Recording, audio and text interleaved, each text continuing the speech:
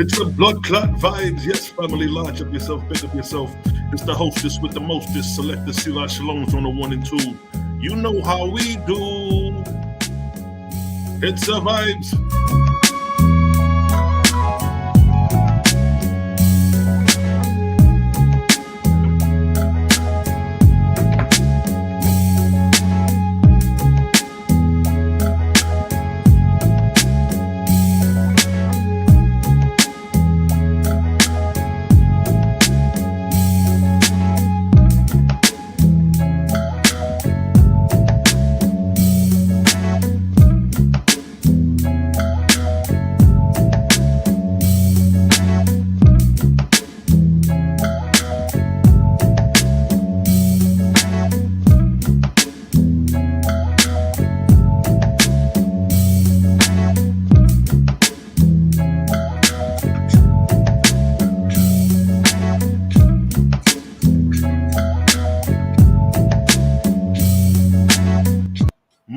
Mic check, 1, 2. Mic check, 1, 2.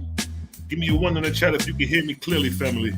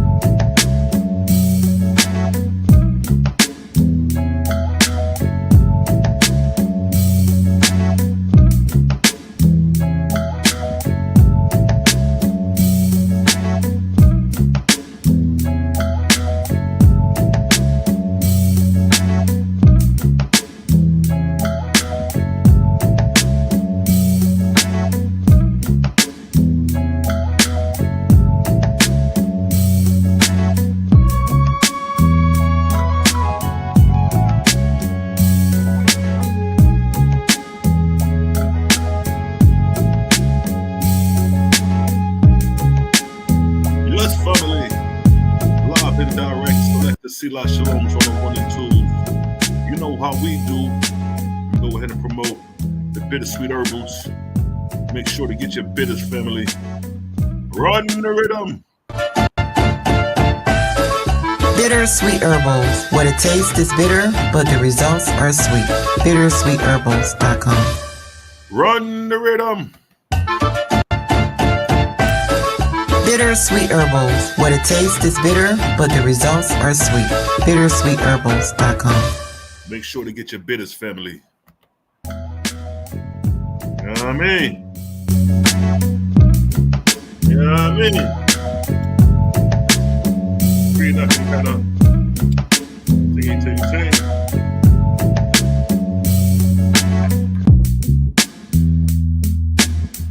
Let's see if I get the screen to act right. Hold on. Hold tight.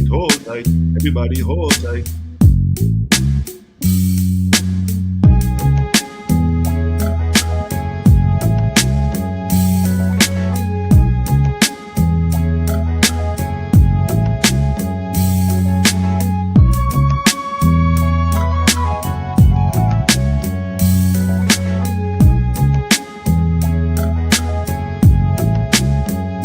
It's the vibes.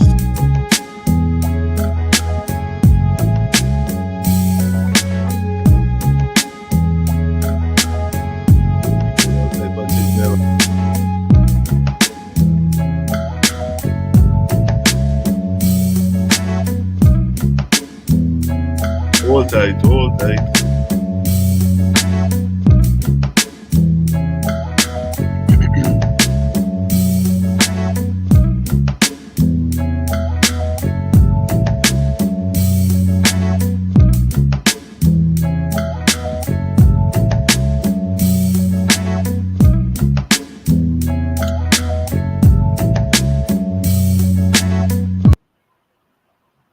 Yes, family, big up yourself, large up yourself. It's your hostess with the mostest, selector, Sila Shalom on the 1 and 2s. You know how we do. It's a vibes. Shit, I'm gonna have to start DJing for y'all niggas, yo. Do I little mixtape set to them. Let's go, family. I see the family chiming in. 15 in the chat. Make sure to hit them likes. Let's get them likes up there.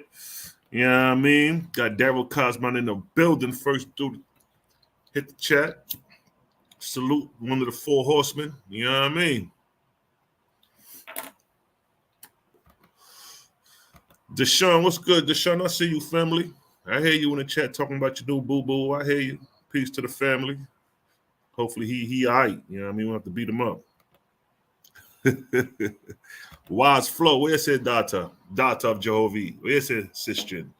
It's a blood clot vibe, yeah, man. You don't know.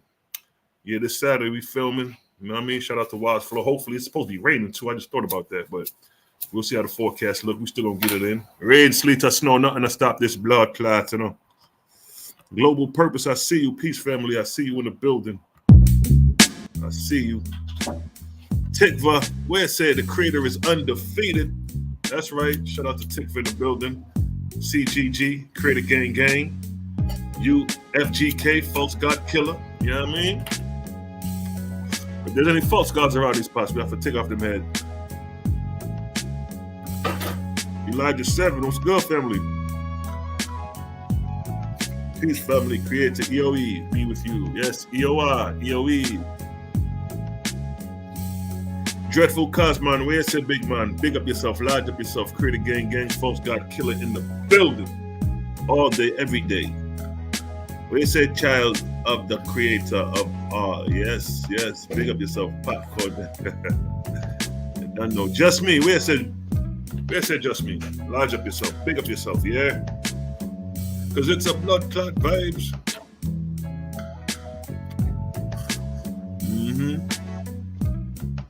Make sure to get your bitter Sweet Herbals. Yeah, we promote today, goddammit. Make sure to get your bitters. You see them? You see that? Make sure you get your full body detox. Clean out every blood clot thing in your system, you know. Clean out everything. You know what I mean? Salute.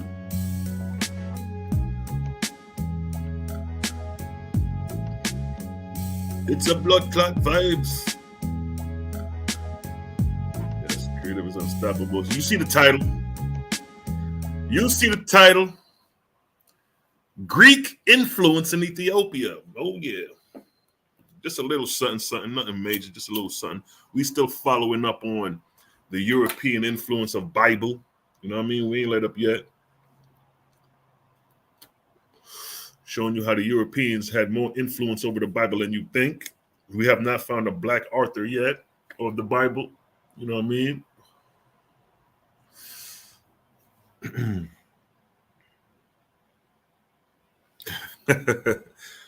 We got a testimony from Sister Deshaun about the bittersweet herbals. What she say? Matter of fact, they make you use the bathroom. Yes, that's one thing with the full body detox. This shit is gonna make you use the bathroom. Best to believe it. See all them ingredients? Over 20 ingredients. Powerful herbs, you know what I mean? Make sure to get your bitters, make sure to detox. Let me take this call right quick. This the legendary hitman Sammy Sam. If anybody y'all know who Sammy Sam is, then you can't even see it. See that Sammy Sam the hitman? You know about that. You know what I mean? Let me see what the guy talking about. Hold on tight, hold.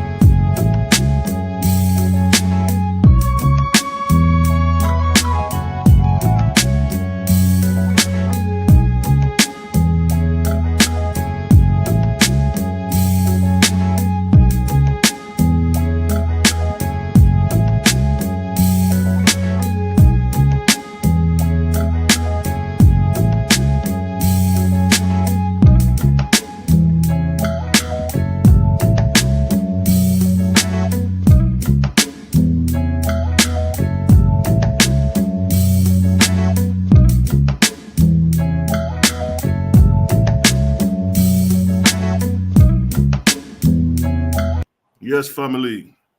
I just shot a music video for the brother. You know what I mean? I put the wrong email in. You know, if I get it straight, quick fast.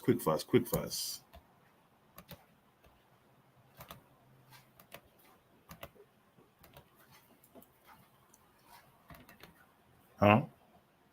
You about to go over there? Hold tight, family. Hold tight. We do this right quick fast. Yeah. And then we're going to get into these Europeans. Just going to be careful.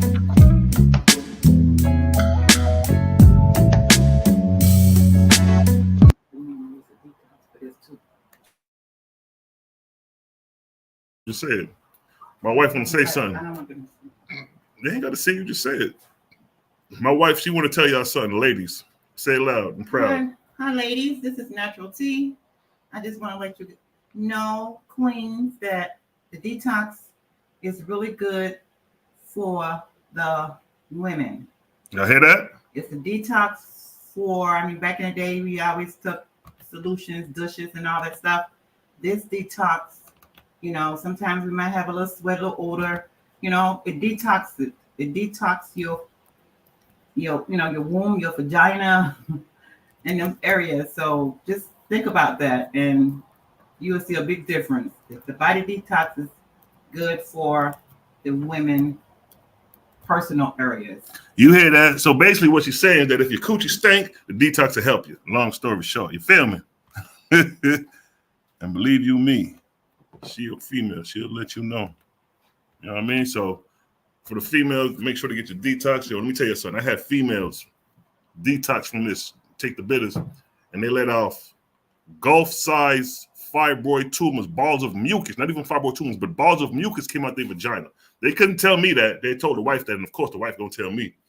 That goes to show that some of y'all women, you know what I mean? Y'all vagina, y'all to check that joint. They got a lot of mucus and acid buildup in there. You know what I mean? Where you say just me. Dang, C-Lie. Hey, man, you know how it is, man. You know I'm raw and uncut over here. But the wife is going to tell you the truth. You know what I mean? If you know, a lot of women got that odor down there. They be looking good. They got that odor, though. And they be embarrassed by that odor, too. You know, they may not be having sex because of that odor. One female told me she lost her job because of her odor. You know what I mean? So I'm just letting you know. It's real in the field. All right, she just wanted to say that. Let me send this email off real quick, family. To my brethren. Sam the Hitman. I just filmed in this video, but I sent I got the email wrong. So yeah, there we go. Wrong. All right. What'd you say, Mix? That's right. Mix them up. One piece. Peace to the righteous God, man. This brother right here been with me for a long time, yo. Long time. What state you in, King? What state you in? But he's true. Active men, grab that carbon C7. That carbon C7 is the truth, yo. That carbon C7 is the truth. That shit bitter as fuck, though. That shit bitter. When you drink that shit, bro, you can feel that shit surging through your body, man. Out of all the detox, the carbon C7, you could actually feel surging through your body.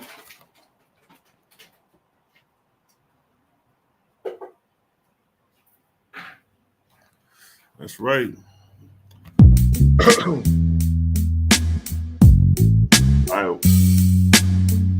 All right. While this email is going through, I'm gonna go ahead and start this up. Los Angeles, hi, no doubt. Yo, Dreadful Cosmon, the brethren, you have a faithless brother out there with you, King. You got a faithless brother out there with you. This brother been with me for a long, long time. Good peoples. You know what I mean, maybe I could link up and, you know what I mean, build upon Jaja in person, you know, King.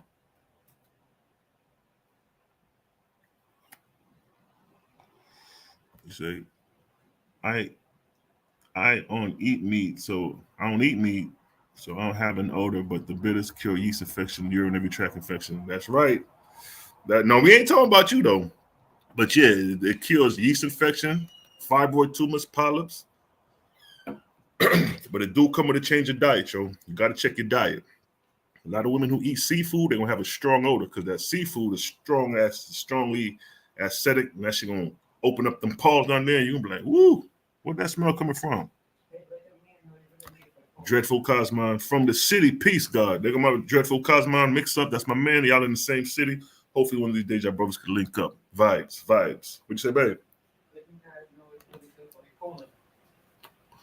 My wife said the tea good for your colon. That's right. That's right. You know what I mean? Some of you niggas got your colon clean. That's, you know, like if you eat heavy meat, you definitely want to take the detox. Clean out your intestinals. I mean, you know, this is a testimony from one of the brothers. You know what I mean? And he take the tea religiously. And this is a serious brother, man. This brother here don't. I mean, I already uploaded it, but you know, I play it again. You know what I mean? I play it again. It's nothing, son. Yes, side. Peace up. Big up yourself. My brethren's them. You know what I mean? Look at this. Your boy Silah Shalom on the 1 and 2s. I'm here with my beloved brother, and he just want to speak about how the bitter Sweet Herbals has been helping him over the course of years. Go ahead, King. I just want to say that I have nothing but praise for this product right here. I don't know if you can hear him, but he said, I have nothing but praise for this product. I'll kind of reiterate because it's kind of low. I've been on this tea for about 10 years now. And so he said he'd been on the tea for about 10 years. When I first got on it, I was diagnosed. My PSA level was high. So he was diagnosed with PSA. That's prostate issues for you men. And through my journey with my treatment, before I decided to get treatment, it really got out of whack. I mean, it was like 27 points. Okay, y'all can hear. I checked it on my phone. Y'all can hear pretty good. If anybody knows anything about PSA numbers, that's extremely high. Now my numbers are 0.06. And hold on, let me pull that back. And with all my other lab work and my blood work, all my other blood challenges were fair. I mean, they were excellent, not fair, but excellent. Diabetes, high blood pressure, hypertension, all of the basics. Mm-hmm. And I just want to say that if I hadn't been on this tea, I don't think I'd be here having this conversation right now. You hear what he said? He's a serious dude. This man right here, this elder don't play no games. Very serious dude. He said, if it wasn't for this tea, I wouldn't be here right now. And I could tell you some stuff. I could tell you people who had conditions and followed the protocol and are still here. And I could tell you people who have not followed the protocol and they passed away. And that's everything. Okay, that's a blessing right there, King. Yeah, no doubt. I'm glad that our paths crossed. And it's been nothing but an amazing journey ever since in more ways than one. But anybody who's got issues with digestive, I heard for the females, it helps them with their female challenges. But digestive, you got that type of issue, it'll loosen you up. Men, you don't need the blue pill. This right here will take care of that. You hear what he said? He said, men, you don't need the blue pill. What you talking about, elder? He talking about Viagra. So what y'all fail to realize is that the medicinal herbal tea, the full body detox, it's an aphrodisiac. It'll get you Johnson strong. Ask my wife. Am I lying, wife? Oh my God, no, you're not lying. Tell him, come in. See, I got goddamn receipts. Does the tea help with me and performance in the bed? Oh yes. Oh yes. And y'all see how my wife is. Y'all see my wife. Can I knock on wood? Knock on wood. Right, there you got it, fellas. I got my wife. And y'all see my wife. She thick, BBW, big ass. So you got to goddamn be on top of your game to maintain that. Among other things. That's right. I could go on and on and on, but I just wanted to touch on the main point. I can truly say that it has a lot to do with my survival in life. True indeed, King. So I just want to share that with y'all quick, fast, man. Just to show that, you know what I mean? This motherfucking tea, don't sleep on that full body detox, boy. If you impotent, you know what I mean? I had niggas plenty, like how he just said it, I had other brothers. I had niggas hit my line. Like, yo, reality. Yo, let me ask you something, reality. Yo, does that thing help you? You know what I mean? I said, yup. You know why? Because for you to have an erection, you got to have iron flowing through them chambers. The more iron, the more oxygen flowing through them chambers, the more you're going to have a strong erection, and the more that shit going to stand like goddamn wood. You know what I mean? You hear the wife, he just testified, nigga, like, boom. Y'all see how the wife? Y'all see my wife, right? If y'all haven't seen, let me see. Hold up. Let me see if I got a picture real quick. Sneak a picture. I know how she is. Let me sneak a picture of my wife. That she was in my show. Babe, what episode you was in? Let me see if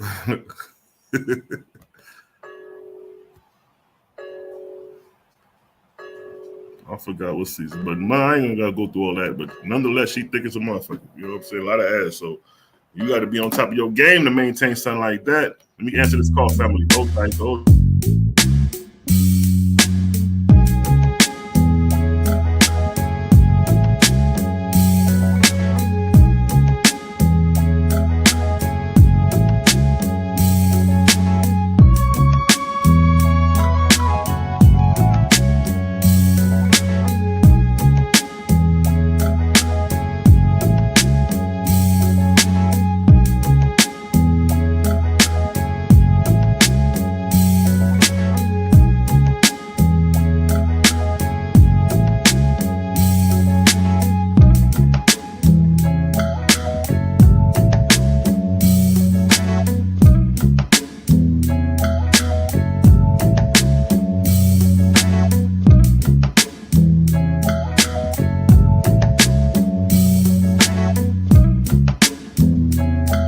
Laughing at Ema. You laughing at Ema. You know what it is. Ema pretty healthy too. Yo, it's the blood clot vibes. Yeah, Ema over there. She pretty healthy too. We see you. I see you cooking up in the kitchen. You know what I mean? Creator Gang got some nice shorties over here, bro. Don't get it twisted. Don't get it twisted. Yeah, that's what I'm talking about. I've been dragging for a minute now. You know, I got a whole bunch of shit going on, yo. Filming shows, producing, writing scripts, people hitting me up about everything. In 1 minute, then we're gonna get into it.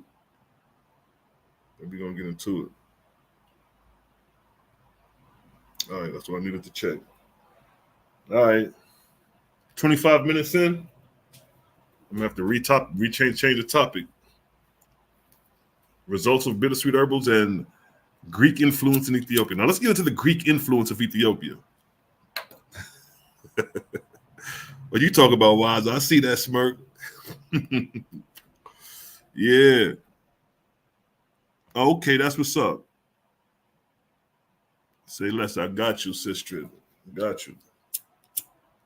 Have that fresh out early in the morning. Y'all sit down over there. All right.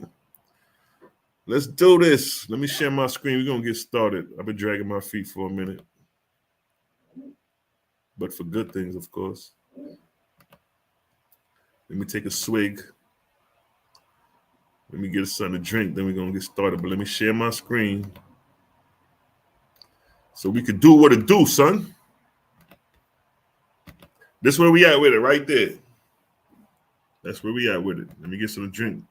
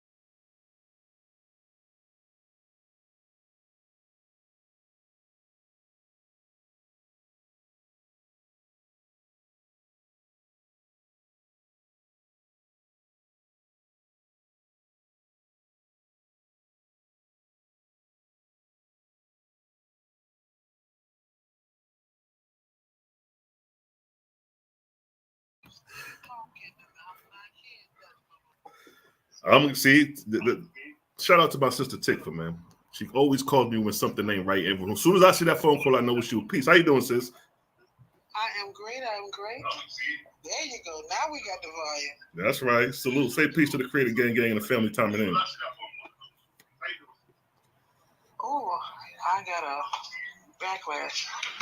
But bottom line, just so you can know, I just put in the chat, Mother wasn't walking well when she first came to stay with me. We've been on them herbs.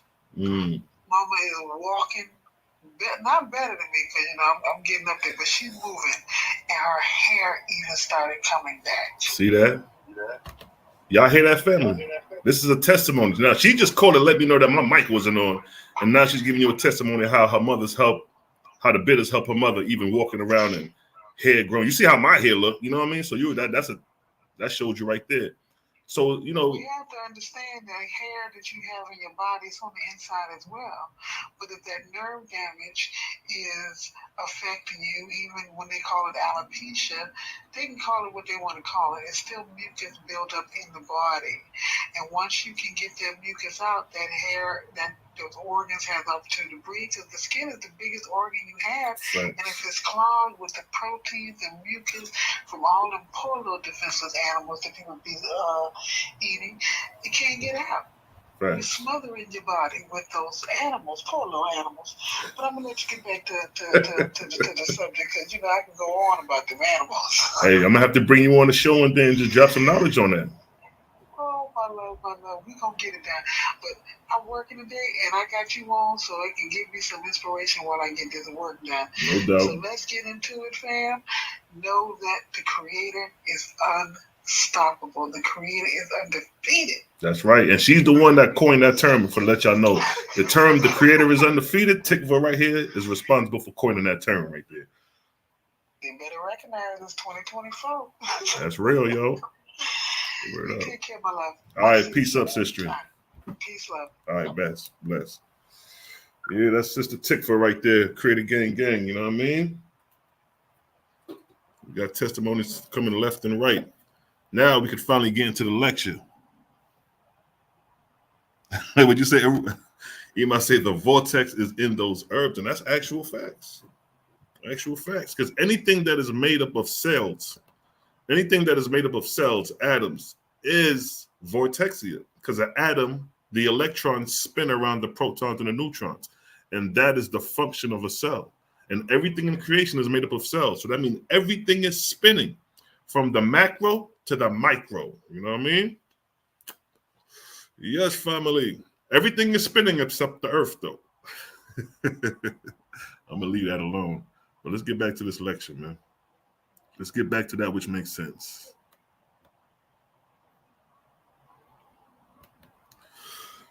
All right, let me run it from the top again. Let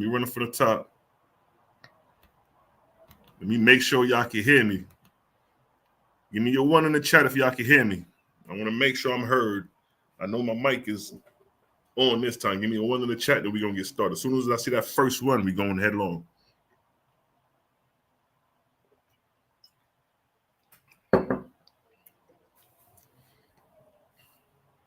Boom. There we go. Let's rock out. All right. Greek influence in Ethiopia. Ethiopian Greeks.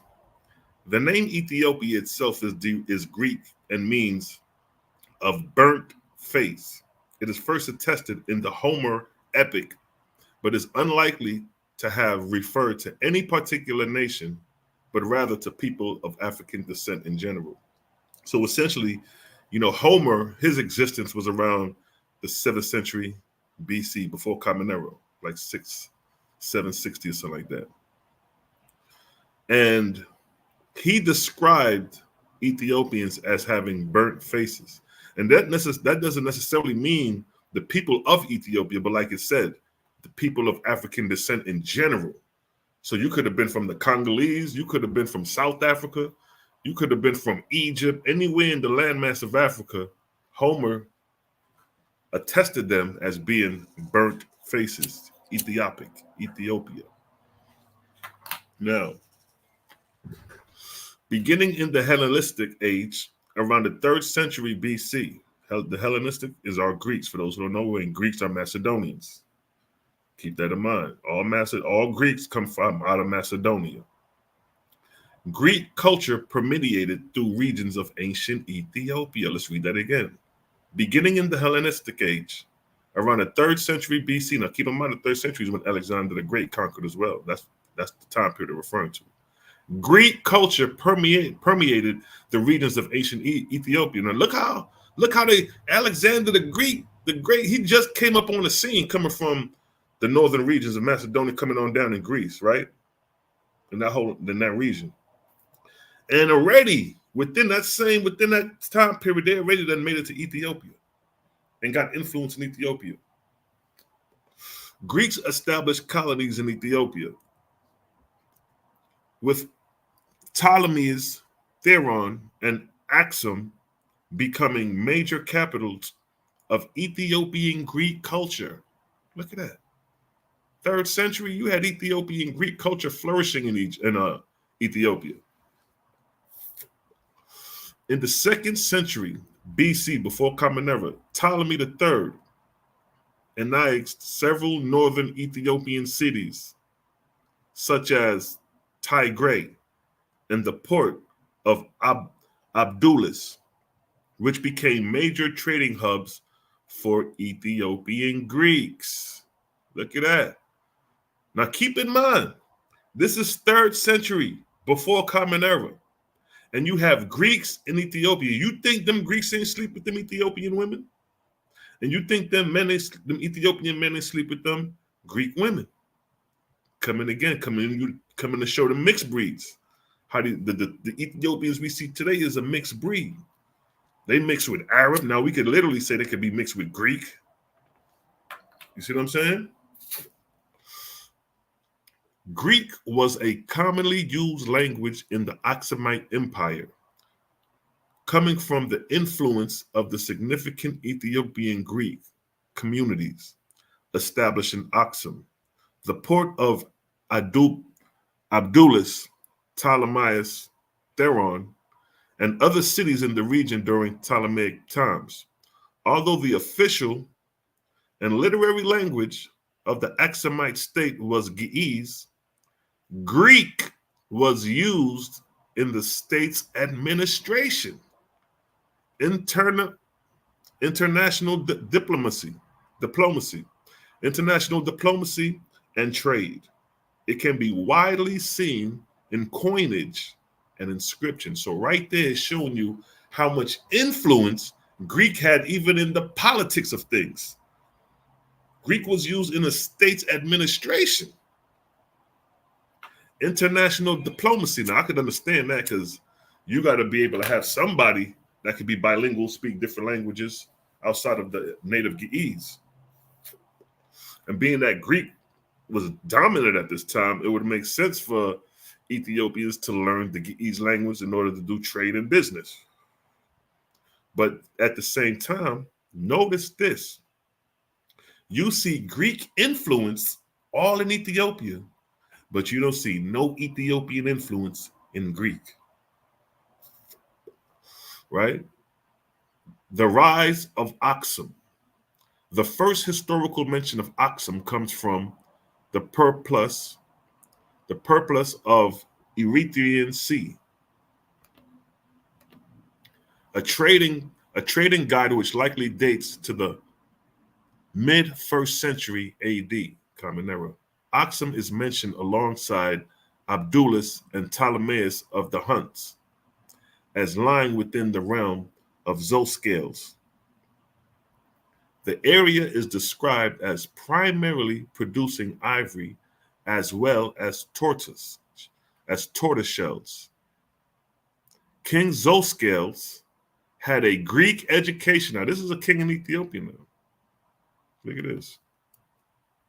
King Zooscales had a Greek education, indicating that Greco-Roman influence was already present at this time. See that?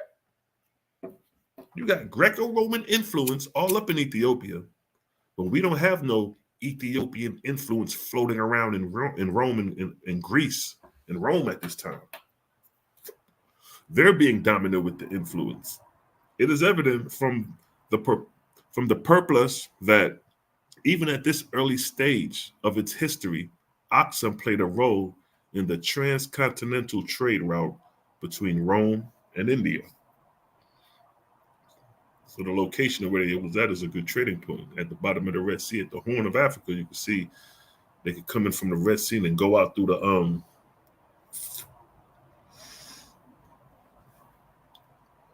other side. All right, where we at? The purpose of the Erythraean Sea, also known by its Latin name as the Purpus Marius Erythrea, is a Greco-Roman purpose written in Koine Greek, right? Not Ge'ez, that describe navigation and trading opportunities from Rome, Egyptian ports like Bernice. That troglodyte. How do you pronounce that? Although the coast of the Red Sea and others along the Horn of Africa, right? Now check this. Aksum coins with Greek influence. Now, if you a sovereign nation, speaking your own language, Ge'ez, why would you make coins with Greek writing on it? And then you the king at that. You a sovereign king speaking Ge'ez, but you got Greek language on your coins. Make that make sense. Unless you are under the influence of Greek. And the evidence is on the coins. Now check this. Indubis, or Indibis, was a late 3rd century sovereign of the kingdom of Aksum in East Africa, modern-day Ethiopia and Eritrea.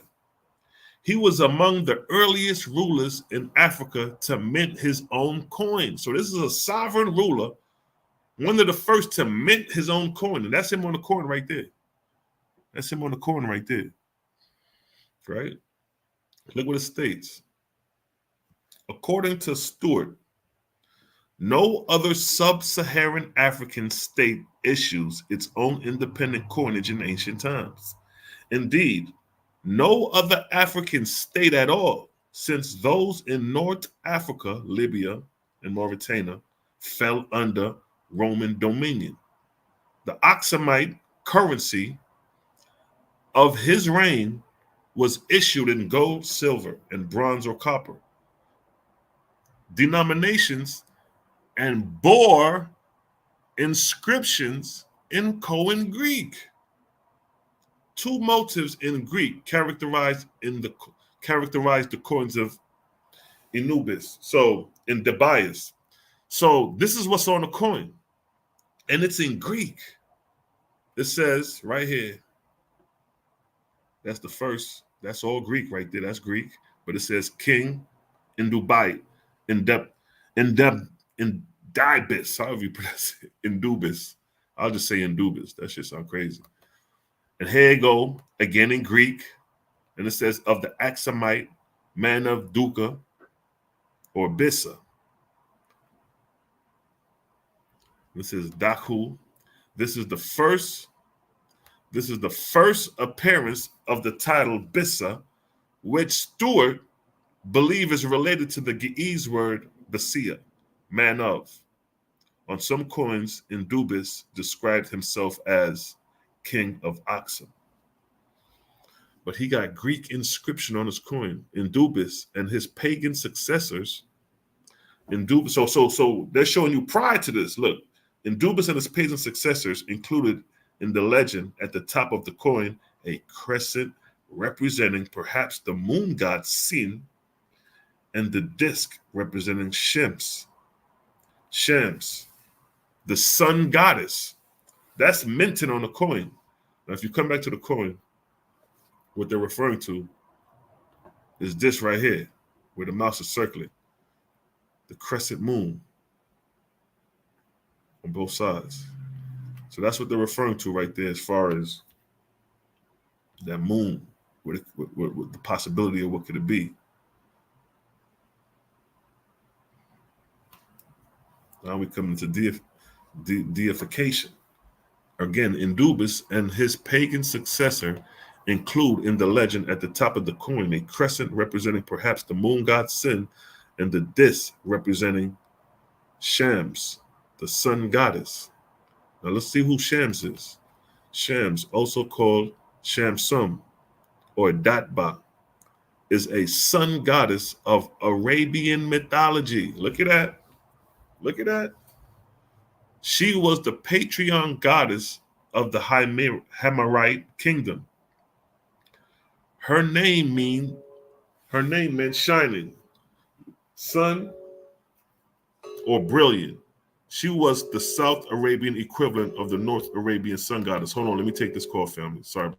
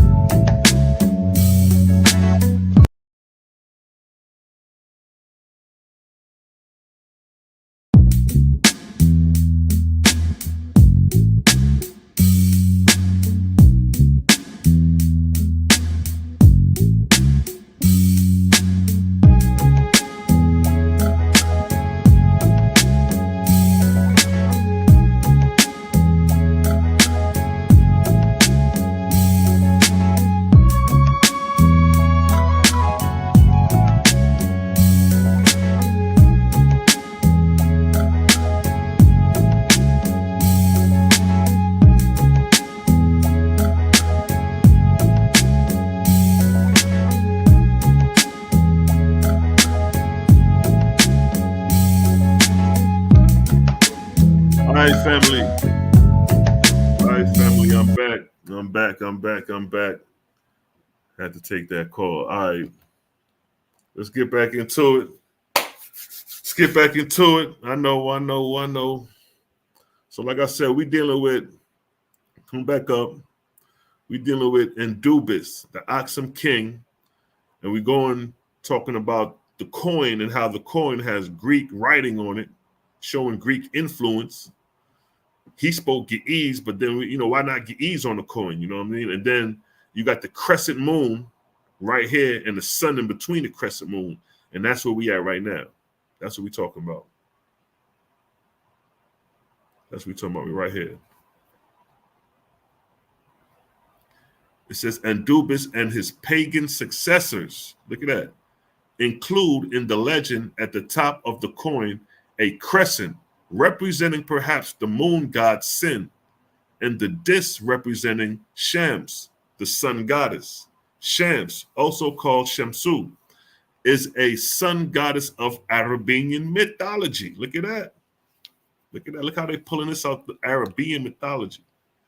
You know what I mean? This is, keep in mind, this is third century. This is third century Common Era that these cats existed. So this is before Islam. She was the patron goddess of the Himyarites kingdom. Her name meant shining, sun, or brilliant. She was the South Arabian equivalent of the Northern Arabian sun goddess Nuha. Now, this is the moon god Sin, and you know where this comes from. This, Babylonia, Mesopotamia. Sin was the Mesopotamian god representing the moon, while these two names originated in two different languages, respectively Akkadian and Sumerian. So here we see Mesopotamian influence, perhaps. Then we see Arabian mythology influence. So we see Arabian influence, Mesopotamian, Akkadian influence, and now we see Greek influence.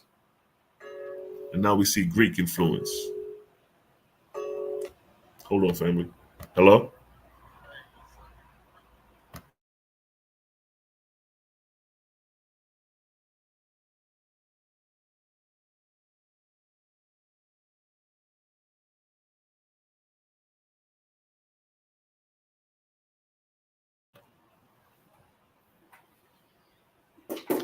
Yes, family.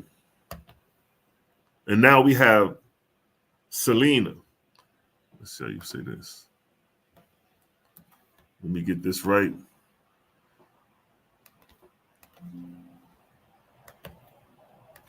Get this right here. Let me pronounce this shit. Let me see how you pronounce this correctly. Selene. All right. So we got Selene, the moon goddess, right? You see the moon on the top of her head right here. Right? Selene. Greek. Now keep in mind, Greek. You talking about Greek influence. Selene. Greek for moon. In Greek and Roman religion, the personification of the moon as a goddess. She was worshipped at the new and full moons, according to Hesiod's Theogony.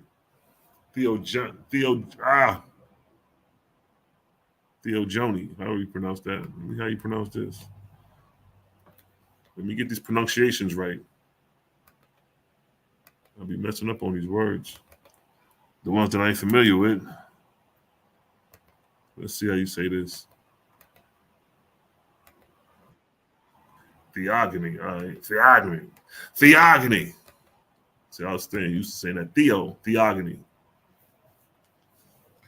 According to Hesiod's Theogony. Her parents were the Titans, Hyperion and Thea. Her brother was Helios, the sun god, sometimes called her father. Her sister was Eos, dawn.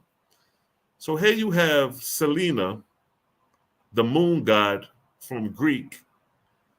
And these symbols, the moon and the sun, are on the coinage of our Aksum king, an Ethiopian king, an East African king.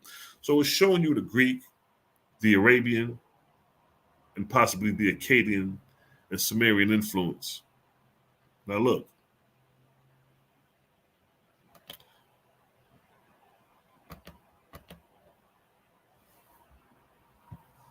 Aphilis.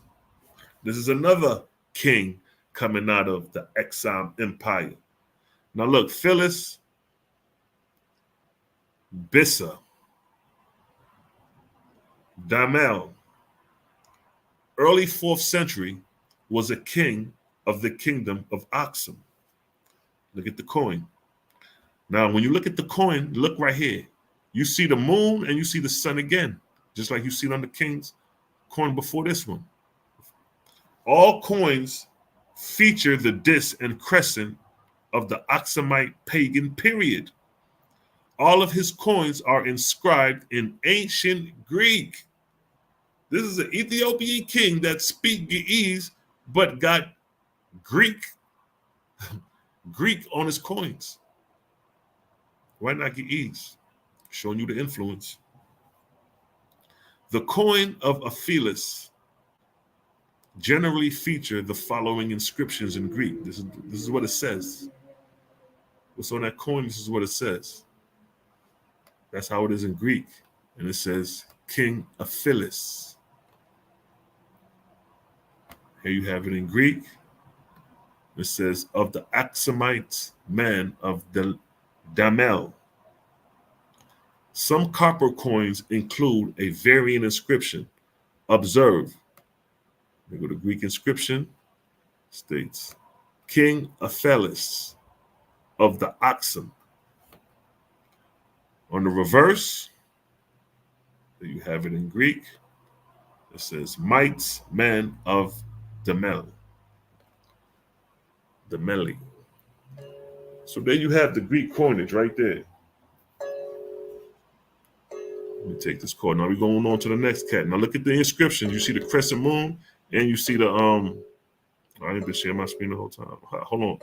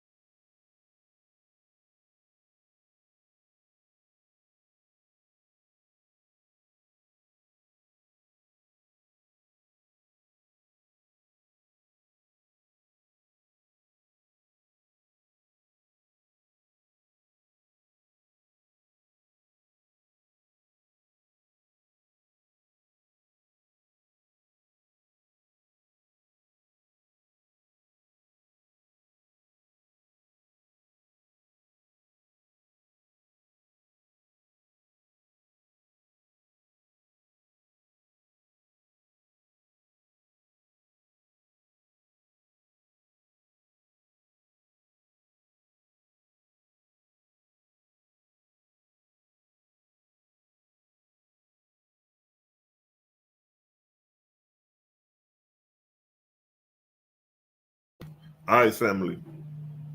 Had to take that call. Yeah, let me run it back. All right. So we was on this cat right here. We left off. Let me come back up some. Let me start from here. I'll give a quick synopsis. So we talked about the coinage of the Aksumite kings.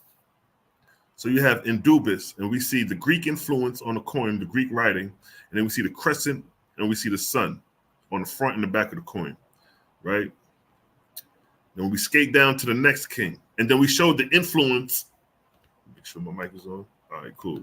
Then we showed the influence of the possibility of that crescent and that moon. One could be Shems, which represents a sun goddess of the Arabian myth. That's one possibility. Then you got the moon god Sin coming from Mesopotamia. And then you got Selene, the moon goddess, coming out of Greek. So those are three possibilities of what you see right here as far as the crescent and the sun. And that's what they call it. They said the pagan, these were pagan, they consider this pagan practices or worship or whatever before, the advert to Christianity. Now again, Aphilis, we see it again, the crescent, the sun, and we see the Greek writing. Keep in mind, this is a king in Ethiopia who speaks Ge'ez, but he's referencing Greek on his coins, showing you the influence. Now, Aphallis Deline, Demel, 4th century, was a king of the kingdom of Axum. All coins featured the disc and the crescent symbol of the Axumite pagan period. All of his coins are inscribed in ancient Greek. See that? The coins of Alaphus generally feature the following inscription in Greek. That's the Greek. That's what it says, translated. King Aphilis. On the reverse, the Greek of the Axumite man of Demel. Some copper coins include a variant inscription. Observe. Right there. That's the front side. King Aphilis of Axum. Reverse. That's the Greek. Might man of Demel. That's what it's saying. Why not in Ge'ez? Nigga, you the king. Nigga, why you gonna have it in Greek for? See that? Now we go move on to the third king, right? The third king shows us Wazbei. And look, you see the crescent and the sun on his coin too. The crescent on the sun on the backside. And the crazy thing is that it's directly above their head. So that shows you, that's letting you know, like, all right, we're dealing with some type of deification here, a symbol of the deity. But again, look with this one. At least this one got the sense. Let's see what sense he got. He was the first Axumite ruler to engrave the legends of his coins in Ge'ez. About time we got a nigga who said, all right, enough of the Greek shit. Let me go ahead and put this in Ge'ez, my native language. So we got one who said, nah, we're going to put this in our tongue. And the only king of Axum to use that language on his gold currency. Stewart suggests that the scarcity of Wazbei coins may hint at a short reign. Wazbei's coins, Wazba, how do you pronounce it? They got some crazy names. Wazba's coins were the first Axumite coins to use the script and language Ge'ez. So this is the first time they decide to say, all right, enough of that Greek shit. Let me go ahead and put it in my native tongue. So he had sense enough to do that. With some variations on the regalia on gold coins, the standard design was restored by Oceanus, his predecessor. All right, so he had the guts to go ahead and put the coins in his native tongue. Now let's go to his predecessor.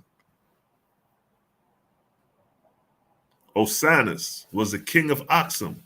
Stewart believed that it is very likely that Oceanus is the king to whom Odysseus and Frumentius were brought. So now we come into the time of Frumentius. This is when Frumentius was brought into the kingdom of Axum. But look how he got there, though. Look how Frumentius got to Ethiopia. According to the 4th century historian Tyrannius Rufinus, who cited Frumentius' brother Odysseus as his authority. Look, as a child, 316 Common Era, Frumentius and Odysseus accompanied their uncle, what's that? Morpheus? That didn't look like Morpheus, but Morpheus,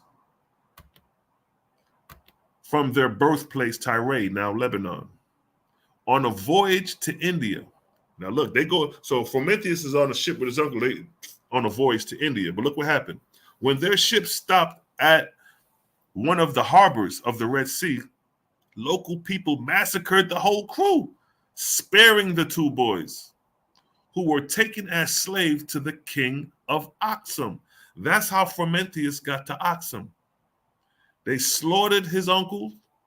They slaughtered everybody on the ship, but kept them 2 alive. Now just imagine that. The 2 boys, Frumentius, gained the favor of the king who raised them to position of trust. Shortly before his death, the king freed them. The widow, queen, however, prevailed upon them to remain at the court and assist her in the education of the young heir Izana. Now look how it's forming and taking shape. Frumentius was raised in Ethiopia in the exiled kingdom, and then when the king died, the widow queen said, "No, stay here. I want you to educate the young hero, which is Izana." Now keep in mind, Izana is the nigga who converted the whole state to Christianity under Frumentius. So look at that. It says the widow queen, however, prevails upon them to remain at the courts and assist her in the education of the young heir Izana and in the administration of the kingdom during the prince's minority. Look at that. They remained, especially Frumentius, used their influence to spread Christianity. See that? First, they encouraged the Christian merchants present in the country to practice their faith openly, and they helped them find places where they could come together for prayer accordingly to the Roman rites. Later, they converted some of the natives. So I'm showing you how these Macedonian Greeks have influence first through the several kings showing the coinage. Then you had one king that had sense enough to put it in Ge'ez. And now after that, you have Izana raising up under Frumentius. And now they're about to establish Christianity in the land under Izana. But look what it states here, though. Look at this. Right here. He says they helped them find places where they could come together, right, for prayer according to the Roman rite. The Roman rite, not the Ethiopian rite, not the Bantu Negro from the Congo rites and ceremonies, but the Roman rite. So here you have Ethiopians about to start practicing Roman rites. What are Roman rites? Roman rites. The Roman rite governs rites such as the Roman Mass and the liturgy of the hours, as well as the manner in which sacraments and blessings are performed. So look, they bring in Mass into Ethiopia now. The liturgy of hours. What's that? Cistercian monks praying. Liturgy out. How you pronounce that? Hold up. Let me get this. Some of these words I ain't pronounced. Y'all gotta bear with me with some of these words. Let me see how to pronounce this one. Let's see what it say.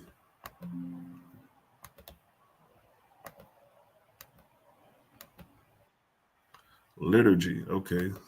Some of y'all may know that. The liturgy of hours. Basically the time of prayers. Right? So all this is what they're bringing into Ethiopia. The liturgy of hours. They bringing in Roman Mass. They bring that into Ethiopia. Under the reign of this cat, Izana. So by the time Izana is king, he has been educated under Frumentius and decides to convert the land of Christianity. On some of the Aksumite coins minted during Izana's reign, appearing the motto in Greek. Now we back to Greek again. You remember the last king, he decided to throw his joint in Ge'ez, like, nigga, we tired of these Greeks now. Izana goes back to the Greek. And there it is right here in the Greek. And it's interpreted as, may this please the country. May this please the country. He compromising. So that's his coin. That's him being king. And that's the Greek influence, which in return is Macedonian influence in Ethiopia. Now this is Frumentius. This is a depiction of Saint Frumentius and Izana of Axum. And look what they have above. Jeebus. Look at that. Look at Jesus at the top, with the book open. Look at that. That don't look like no Bantu Negro from the Congo Jesus. That don't look like the black Yeshua coming into Ethiopia. They brought the goddamn European Jesus into Ethiopia. They just colored him brown. But there go Izana of Axum and Frumentius. But look what Frumentius is holding. Look what Frumentius is holding. He's holding the Bible. He got a book in his hand. What book you think that is? The same book Jesus is holding up right here, the Bible. But notice Izana ain't holding no Bible. He ain't holding no books. Frumentius is hand delivering this to Izana. He raised this nigga. Because you remember, the king, when he died, the queen was like, nah, I want you to stay and raise and educate Izana. And that's what Frumentius did. And that was his opportunity to spread Christianity in the land. Now, keep in mind, they killed his family. Frumentius, he was going on a journey to India, and they stopped over there at the bottom of the Red Sea on the port, and they massacred his family and left him and the other cat alive, his brother. So look at that. The retaliation is Christianity in the land. Look at that, yo. They go Frumentius and Izana of Axum. And you see Frumentius holding the Bible, bringing the Bible into Ethiopia, bringing the Christian cross into Ethiopia. And you see Izana with the spear showing his nativity to the land. Spear like this is African-based, showing his indigenous roots, right? And it's showing you him embracing Christianity. Coins of Izana without any symbol at all have also been found, along with similar symbolist coins of his father, Osanas, or Usanus. These may reflect a transition in the religion in Axum. When Frumentius was influencing Izana's father in gathering Christians in the country, giving weight to the writing of Rufinus, giving weight to the writings of Rufinus. Now, this is another person that he's using the writings of Rufinus to encourage more influential doctrine in Ethiopia. The lack of symbol altogether may reflect an uncertainty as how best to exhibit the change in religion of the Axumite state. But look at this cat right here. This is what we got to pay attention to, this line right here. Frumentius was influencing Izana's father and gathering Christians in the country, giving weight to the writings of Rufinus. Who's Rufinus? Rufinus. Tyrenius. Rufinus. Right? That's him. That's him. There, Frumentius is encouraging the Ethiopians to his writings, right? What does it say about him? Who is he? Tyrenius Rufinus was a monk, philosopher, historian, theologian who worked to translate Greek. What's that? Patristic material, especially the work of Origen, into Latin. Look at that. Let me look at this word real quick. Look at that though. Origen. There you remember who Origen is, right? Origen is the castrator. Patristic.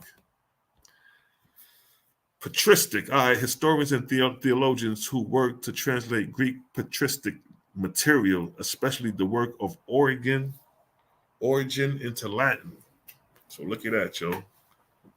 Look at that. That influence is coming into Ethiopia. Origen and found his way into Ethiopia, influenced by Tyrenius. And Tyrenius' works is being influenced by Frumentius in the land of Ethiopia. Look at that. A remarkable feature of the coins is a shift from a pagan motif with the disc and crescent to a design with the cross. So you remember the first kings, the first 3 or 4 kings had the crescent moon and the sun.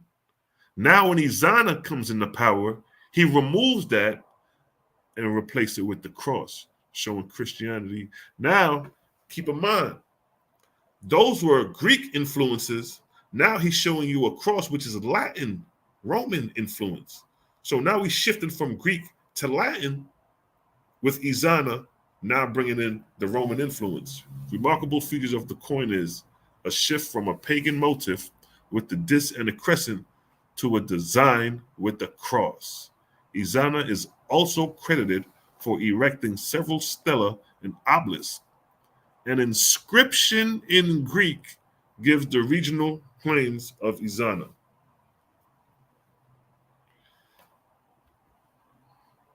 Izana, king of the kingdom of Aksum and Himyarites, and of the, Redans, and the Ethiopians, of the Sabbatites, and of the Salil, and of Hassa, and of the Bojagites, and of the Taimon. Greek inscription. Damn, boy, these some hard ass words. So that's all I got. I just want to run down quick, fast, just to show how influential Ethiopia, how influential that Greek was in Ethiopia, shown by the coinage. You have the kingdom of Aksum. These particular kings, they're sovereign rulers. They should have no need to have any Greek, anything on their goddamn coins. It should be straight Ge'ez, their native tongue. But it shows you the Greek influence by having these motives along the Greek on the coinage. This is the cat who had sense enough to put his in Ge'ez. But there you see the sun disk and the crescent moon. Now, when we come back to Izana real quick, you don't see that on his coin. You don't see the sun disk on his coin. They say he replaced it with the cross. But then when you come back up to these other kings, you see the crescent moon and the sun. See the crescent moon and the sun. Now he got Greek inscription on the coinage. Selena, the Greek god. So you got Greeks influence. So more likely that depiction of the crescent moon would be Selena, if the Greeks is bringing this in.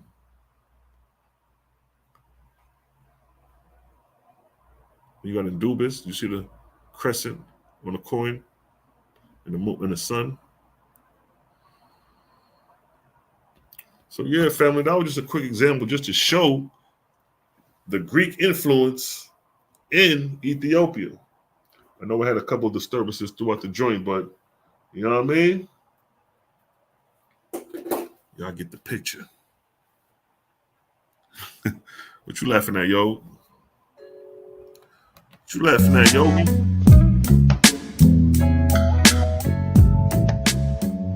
It's a blood clot vibe. What'd you say, Ima? That explains why the Roman Catholic Church never invaded, because they had already converted. Right. They were the first converters. You know, they always like to say that Ethiopia had the first Christian church. Well, we're showing you here. And then some people use the book of Acts where it talks about the Ethiopian eunuch who Philip, you know what I mean, mentioning how he got to Ethiopia then. But on the historicity side of things, Ethiopia was influenced by Greek, and then it was influenced by Rome. And all being the same people, them goddamn Greeks, the Romans, all them niggas came from the same corner. They all come from Macedonia, up in the Italy, Spain region. Italy, Macedonia, that whole region right there. They all come out of that. They all come out of that right there.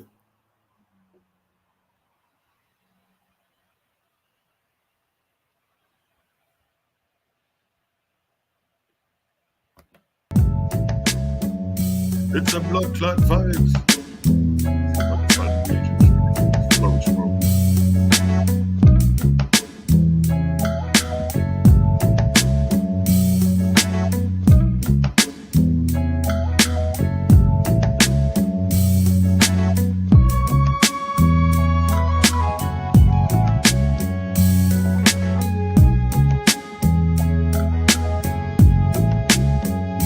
It's a blood clot vibes.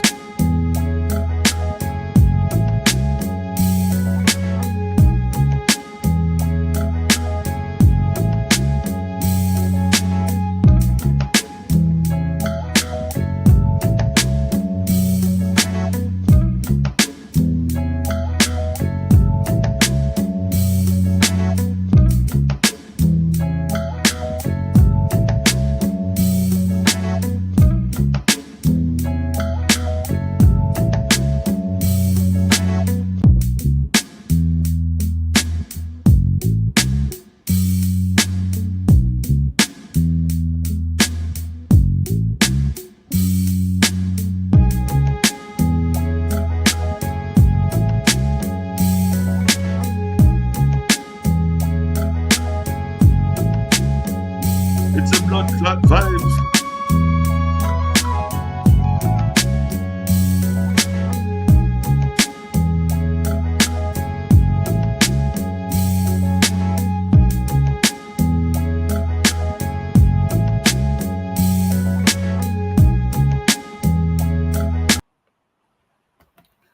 See right here?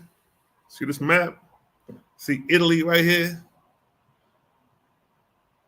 All this area right here? Macedonia? This is where all of them come from. The Greeks, the Romans, all of them come from this region right here.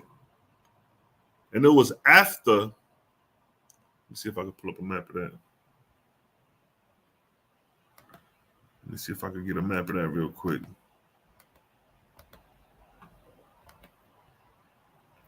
Where do I got that map at?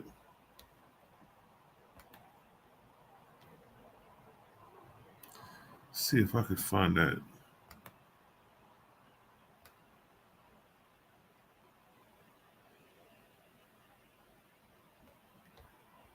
Right here.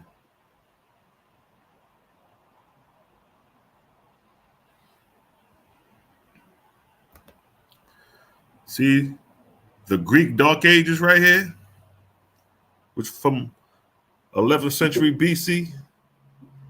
It's around the 750 BC. 750 BC, that's the Dark Ages. And after this, as we see the rise of archaic Greek, we see the rise of Rome. And then later on down, we see the Ptolemies coming to power, the Ptolemies. So basically, the Macedonians, all of them is one and the same. They all coming out of this region right here. And what they did was they came through this region right here. They came through Canaan. That's how they ended up in Egypt. And that's how they ended up in Ethiopia down here. So by the time Alexander the Macedonian, he started way up here. He was moving around. He all over here, moving through India, Babylon, Assyria. Then he came down and conquered Egypt. When he conquered Egypt, now you have Macedonians who came from way up here, dominating in North Africa, right here. And then coming down the Nile,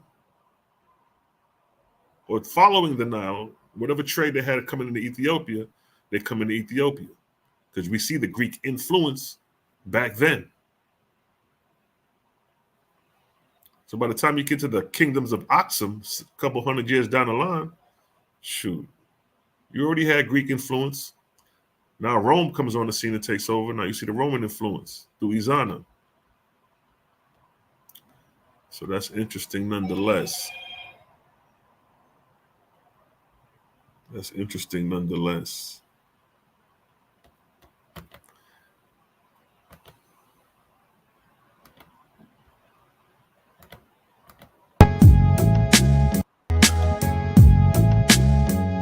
It's a blood clot vibe.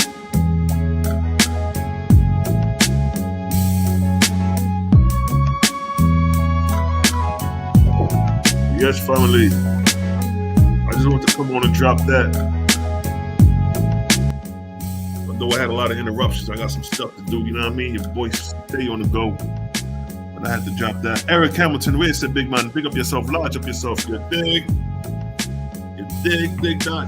But no, like I said, I just want to come on and just show more of how Ethiopia has been influenced by the Greeks and the Romans.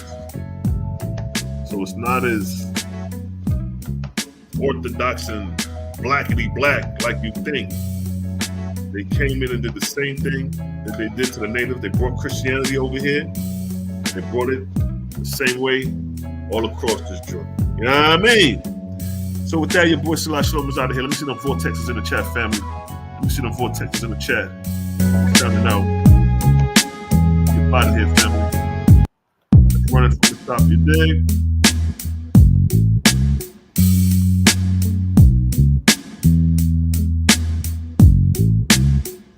It's a blood clot vibe, but before you go, let me run the rhythm. Bitter Sweet Herbals, where the taste is bitter, but the results are sweet. BitterSweetHerbals.com. Run the rhythm. Bitter Sweet Herbals, where the taste is bitter, but the results are sweet. BitterSweetHerbals.com. Yes, family, make sure to get your bitters. Y'all heard the results. Y'all see what's going on. And with that, your boy Salah Shalom is out of here. We're going to float up out of here, family. Until next time.